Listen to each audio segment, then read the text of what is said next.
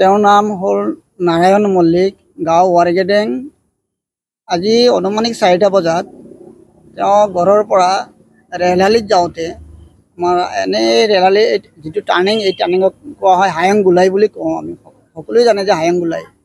এই হায়ং গোলাতে গৰু ছাগলী বা সৰু সৰু মানুহ বা বোৱাৰী ছোৱালী যাতে আছে মানুহবিলাক ৰিলিফ কেম্পৰ নিচিনা বনাই তাকে আৰু বানপানীৰ সময়ত তাতে যাওঁতে ৰাস্তাৰ পৰা ৰেলালিত যাওঁতে সাঁতুৰি যাওঁতে বানপানীৰ পানীটো সাঁতুৰি যাওঁতে মাজবাটতে তেওঁৰ এক্সিডেণ্ট হৈছে।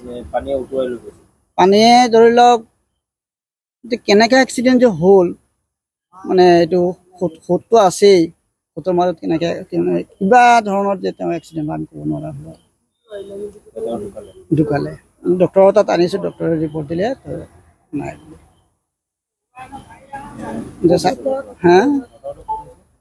হায়াং গোলাই, গাঁও হ'ল ৱাৰগেডেং, পোষ্ট অফিচ বাৰপটীয়া, জিলা হোজাই, অসম। তেওঁৰ নাম হ'ল নাৰায়ণ মল্লিক, গাঁও ৱাৰগেডেং।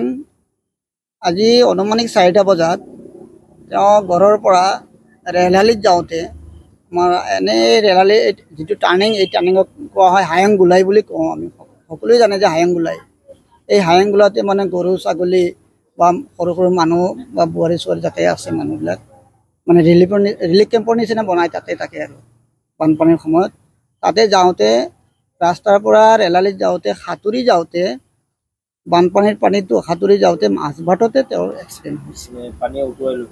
পানীয়ে ধৰি লওক কেনেকৈ এক্সিডেণ্ট যে হ'ল এইটো সোঁতটো আছেই, সোঁতৰ মাজত কেনেকৈ কিবা ধৰণৰ যে তেওঁ এক্সিডেণ্ট আমি ক'ব নোৱাৰা হ'ল, ঢুকালে। ডক্টৰৰ তাত আনিছোঁ, ডক্টৰে ৰিপৰ্ট দিলে নাই বুলি।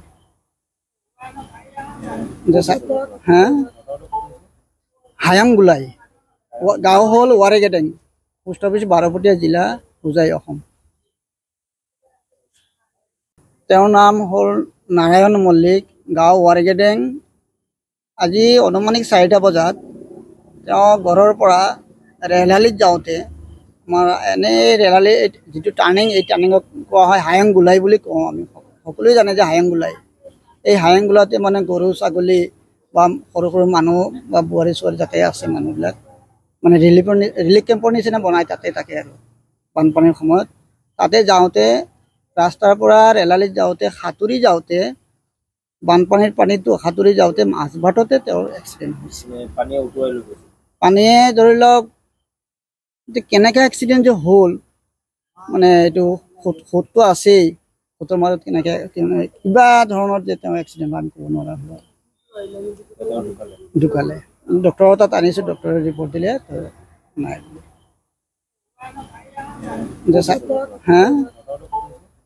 হায়াং গোলাই, গাঁও হ'ল ৱাৰগেডেং, পোষ্ট অফিচ বাৰপটীয়া, জিলা হোজাই, অসম। যিকোনো খবৰৰ বাবে যোগাযোগ কৰক 7099017330 লগতে 7099017110 নম্বৰত।